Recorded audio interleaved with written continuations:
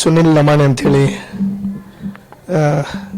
ಆತ್ಮೀಯ ಮತ್ತು ನನ್ನ ಕಾರ್ ಚಾಲಕ ಅನ್ನೋದಕ್ಕಿಂತ ಅಳಿಯನೇ ಸಂಬಂಧದಲ್ಲಿ ಅಳಿಯಾಗೋದ್ರಿಂದ ಸುಮಾರು 3 ವರ್ಷದಿಂದ ನಾನು ಶಾಸನ ಆಗೋಕ್ಕಿಂತ ಮುಂಚಿತನೇ ಅವ ನಮ್ಮ ಜೊತೆಲಿರೋನು.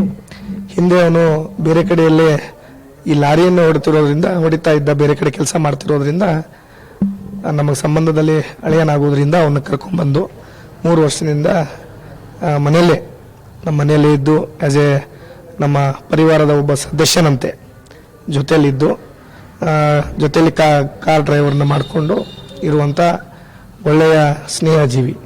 ಯಾವುದೇ ವಿಷಯ ಇದ್ರೂ ಸಹಿತ ಅವನ ಅಂದರೆ ಹಂಚ್ಕೋತಿದ್ದ, ಆದರೆ ಯಾರಿಗೂ ಸಹಿತ ಒಂದು ವರ್ಡು ಕೆಟ್ಟದಾಗಿ ಮಾತಾಡ್ದಂತನಲ್ಲ. ಎಷ್ಟು ಮಾತಾಡಬೇಕು ಅಷ್ಟೇ ಪರ್ಟಿಕ್ಯುಲರ್, ಯಾವುದೇ ಥರ ಹಂಗೆ ಮಾತಾಡದೇ ಇರೋದಾಗಿರ್ಬೋದು ಅಥವಾ ಯಾರಿಗಾದರೂ ಏನಾರು ಅಂದಿದ್ದು ಸಹಿತ ನಾವಂಕರು ಎಲ್ಲಿನೂ ಸಹಿತ ಕೇಳಿಲ್ಲ ಮತ್ತು ಹೇಳಿಲ್ಲ. ನಮ್ಮೆಲ್ಲ ಕಾರ್ಯಕರ್ತರು ಅವ್ನು ಫೋನ್ ಮಾಡಿದ್ರು ಸಹಿತ ಸ್ವಲ್ಪ ಜೋರಾಗ್ಯಾರ ಮಾತಾಡೋಪ್ಪ ಅಂತ ಒಂದು ಸ್ವಭಾವದಲ್ಲಿರುವಂಥ ನಮ್ಮ ಒಬ್ಬ ಚಾಲಕ. ಗೌರ್ಮೆಂಟ್ ಚಾಲಕನ ಅಥವಾ ನಿಮ್ಮ ಖಾಸಗಿ? ಇಲ್ಲ, ನಮ್ಮ ಖಾಸಗಿ. ನಮ್ಮ ಗೌರ್ಮೆಂಟ್ ಚಾಲಕರು ನಮ್ಮ ಶಾಸಕರಿಗೆ ಕೊಡೋದಿಲ್ಲ. ನಮ್ಮ ಖಾಸಗಿ ಚಾಲಕ ಅನ್ನೋಕ್ಕಿಂತ ನಾ ಶಾಸಕರು ಹೋಗೋಕ್ಕಿಂತ ಬಂದಿರುವಂಥವ್ನು. ಅವನು ಸಾವಿನ ಬಗ್ಗೆ ಏನು ಹೇಳ್ತಾರೆ ಸರ್? ನಿಗೂಢ ಅಂತ ಹೇಳ್ತಿದ್ರೆ, ಅನುಮಾನ ಅಂತ ಹೇಳ್ತಿದ್ರೆ, ತಂದೆಯವರು ಸಹಿತ ಅದನ್ನೇ ಪ್ರಕರಣ ಕೊಟ್ಟಿದ್ದಾರೆ. ಅಲ್ಲ, ಕೊಡ್ಲಿ. ನಾವೇನು ಹೇಳ್ತಾ ಇದೀವಿ, ನಿಗಡ ಅಂತ ಕೊಡೋದ್ರಲ್ಲಿ ನಮಗೂ ಸಹಿತ ಅದೇನು ಆಗಿದೆ ಅನ್ನೋದ್ರ ಬಗ್ಗೆ ನಮಗೆ ಏನೂ ಹೇಳದಲ್ಲೇ ಹೋದ್ನಲ್ಲ ಅನ್ನೋ ದುಃಖ ಇದೆ. ಅದು ಒಂದು ಸತ್ಯಾಂಶ ಗೊತ್ತಾಗ್ಲಿ ಅನ್ನೋದಷ್ಟೇ ನಮ್ದು ಸಹಿತ. ಅದನ್ನ MLC ಮಾಡಿದ್ದಾರೆ, ಅದು ಆಗಲಿ, ಅದರಿಂದ ಎನ್ಕ್ವೈರಿನೂ ಸಹಿತ ಆಗಲಿ. ಯಾಕಂದರೆ ನಾನು ಬುಧವಾರ ಸಾಯಂಕಾಲ ಮುಂಡ್ರಿಗಿ KDP ಸಭೆಯನ್ನು ಮುಗಿಸ್ಕೊಂಡು ಅಣ್ಣಿಗೇರಿಯಲ್ಲಿ ಒಂದು ಕಾರ್ಯಕ್ರಮವನ್ನು ಭಾಗವಹಿಸಿ ರಾಣಿ ಚೆನ್ನಮ್ಮ ಇದಕ್ಕೆ ಹೋಗಿದ್ದೀನಿ.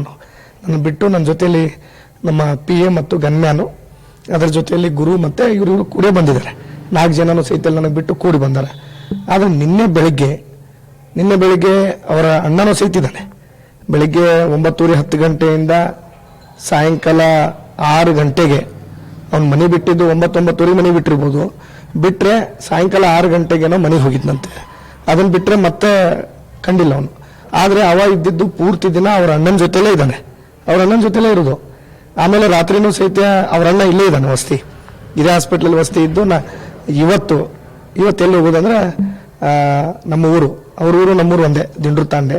ಅಲ್ಲಿ ಒಂದು ಮನೆ ಹಾಕಿಸ್ತಾ ಇದ್ರು, ಗ್ರಾಮ ಪಂಚಾಯತ್ ಮನೆ ಬಂದೈತೆ ಅಂದ್ಕೂಳೆ ಆಯ್ತು ಅದನ್ನ ಹಾಕ್ಸಕ್ಕ ಇವತ್ತು PDO ಅವರು GPS ಮಾಡಕ್ಕೆ ಬರ್ತಾ ಇದ್ರಂತೆ. ಹಾಗಾಗಿ ಅವ್ರ ತಂದೆ ತಾಯಿಗಳನ್ನು ಸ್ವಲ್ಪ ನಿನ್ನೆ ಊರಲ್ಲಿ ಬಂದಿದ್ದಾರೆ. ಅವರ ಅಣ್ಣನೂ ಸಹಿತ ಇಲ್ಲೇ ಇದ್ದಾನೆ. ಹಾಗಾಗಿ ಅವನು ಸಹಿತ ಅವ್ರ ಮುಂದೂ ಏನು ಹೇಳಿಲ್ಲ. ಆಮೇಲೆ ನಮ್ಮ ಮನೆಯಲ್ಲೂ ಸಹಿತ ಏನು ಹೇಳಿಲ್ಲ. ಮನೇಲಿ ಊಟ ಮಾಡಿಕೊಂಡು ಸಹಜ ಸಾವಲ್ಲ, ಕೊಲೆ ಅಂತನ್ನುವಂಥ ಶಂಕೆ ವ್ಯಕ್ತವಾಗ್ತಾ ಇದೆ ಅನ್ನೋದು. ಅಲ್ಲ, ಕೊಲೆ ಅಂತ ಆದರೆ ಗೊತ್ತಾಗ್ತದೆ. ಈಗ ರಿಪೋರ್ಟಲ್ಲಿ ಈಗೇನು ಎನ್ಕ್ವೈರಿ ಮಾಡ್ತಾ ಇದ್ದಾರೆ. ಈಗ FIR ಆಲ್ರೆಡಿ ಆಗಿದೆ. ಅದ್ರ ಜೊತೆಲಿ ಎನ್ಕ್ವೈರಿ ಮಾಡಿದಂದ್ರೆ ಎಲ್ಲನೂ ಸಹಿತ ಗೊತ್ತಾಗ್ತದೆ. ಈ ಕೊಲೆ ಅಂತಂದ್ರೆ ನಾವು ಹೆಂಗಿಂಗಾಗಿದೆ ಅಂತ ನಾವು ಇದು ಮಾಡಿದ್ದಾರೆ, ಹೆಂಗಿಂಗಾಗಿದ್ದು ಅಂತೇಳಿ. ಅದಕ್ಕೆ ಅವರಿಗೆ ಆಲ್ರೆಡಿ ಪೋಸ್ಟ್ ಮಾರ್ಟಮ್ ಮಾಡ್ತಾ ಇದ್ದಾರೆ. ಆ ರಿಪೋರ್ಟು ಮತ್ತು ಎನ್ಕ್ವೈರಿ ರಿಪೋರ್ಟ್ ಏನು ಬರುತ್ತೆ ನೋಡಿಕೊಂಡು ವಿಚಾರ ಮಾಡೋದು. ಅದ್ರ ಜೊತೆ ಮೊಬೈಲು ಸಹಿತ ನಾವು PS ಅವರಿಗೆ ಒಪ್ಸ್ಲಿಕ್ಕೆ ಹೇಳಿದ್ದೀನಿ. ಅವಾಗನೇ ಇದ್ದ ಕೂಡ ಮೊದಲು ಕೊಡಿ ಅಂದೆ. ಯಾಕಂದ್ರೆ ಅವ್ನ ಮೊಬೈಲಲ್ಲಿ ರೆಕಾರ್ಡಿಂಗ್ ಆಗುತ್ತೆ ಅಂತಂದಿದ್ದು. ಈಗ ನಾನು ಕೇಳಿದ್ರೆ ಅವ್ನ ಮೊಬೈಲಲ್ಲಿ ರೆಕಾರ್ಡಿಂಗ್ ಆಗುತ್ತಂದ್ರೆ ಬಹುಶಃ ಮಾತಾಡಿದ್ದು ಮೊನ್ನೆ ಏನು ಮಾತಾಡಿದ್ದಾನೆ ಅನ್ನೋದ್ರ ಬಗ್ಗೆ ಬೆಳವಣಿಗೆ ಗೊತ್ತಾಗಿ ಆಗ್ತದೆ. ಯಾರಿಗೆ ಕಾಲ್ ಮಾಡ್ಯಾನ, ಏನು ಕಾಲ್ ಮಾಡ್ಯಾನ ಅನ್ನೋದು ಸಹಿತ ಗೊತ್ತಾಗ್ತದೆ ಫೋನ್ ಕಾಲಲ್ಲಿ. ಇನ್ನು ಉಳಿದಿರುವಂಥದ್ದು ನಾನಂಕರು ಮೊನ್ನೆ ಫೋನ್ ಮಾಡಿಲ್ಲ ಅವ್ನು. ಶಾಸಕರು ಹೋಗೋ ಮುಂದಾಗ ಅವ್ನಿಗೇನೋ ಬೈದು ಹೋಗಿದ್ರು ಅನ್ನುವಂಥದ್ದು. ಅದನ್ನ ಆ ಥರ ಸಾಧ್ಯನೇ ಇಲ್ಲ. ಯಾಕಂದ್ರೆ ಅಂತ ಅವನು ಬಯಸ್ಕೊಳ್ಳುವಂಥ ಸ್ವಭಾವ ಅವನದಲ್ಲ. ಮತ್ತೆ ನಾವು ನಮ್ಮ ಜೊತೆ ಇರುವಂಥ ಸಿಬ್ಬಂದಿಗಳಿಗೆ ಬೇಯಂಥ ಸ್ವಭಾವ ನಮ್ದು ಇಲ್ಲ, ನಿಮ್ಮ ಹತ್ರ ಯಾವುದೇ ಥರ ಹಂಚ್ಕೊಂಡಿಲ್ಲ. ಜೊತೆಗೆ ಅನೈತಿಕ ಸಂಬಂಧದ ಏನೋ ಒಂದು ವಾಸನೆ ಬರ್ತಾ ಇದೆ ಸರ್. ಯಾರ್ದು? ನನ್ನ ಕಡೆ ಆ ಥರ ಇಲ್ಲ. ನಮಗೆ ಯಾವುದೇ ಥರ ಅದ್ರ ಬಗ್ಗೆ ಮಾಹಿತಿ ಇಲ್ಲ. ಯಾವುದಿಲ್ಲ. ಏನೋ ಅನೈತಿಕ ಸಂಬಂಧದ ವಿಷಯ ಏನೋ ಗೊತ್ತಿತ್ತು ಅನ್ನುವಂಥದ್ದು, ಅಥವಾ ಅವನ ಏನೋ ಅನೈತಿಕ ಸಂಬಂಧದಲ್ಲಿ ಏನೋ ತೊಡಗಿದ್ದ ಅನ್ನುವಂಥದ್ದು, ಏನೋ ಒಂದು ಅನೈತಿಕ ಸಂಬಂಧ ಪ್ರಸ್ತಾಪ ಆಗ್ತಾ ಇದೆ ಎಲ್ಲೋ ಒಂದ್ ಕಡೆ. ಇಲ್ಲ, ಯಾವುದು ಮಾಹಿತಿ ಇಲ್ಲ.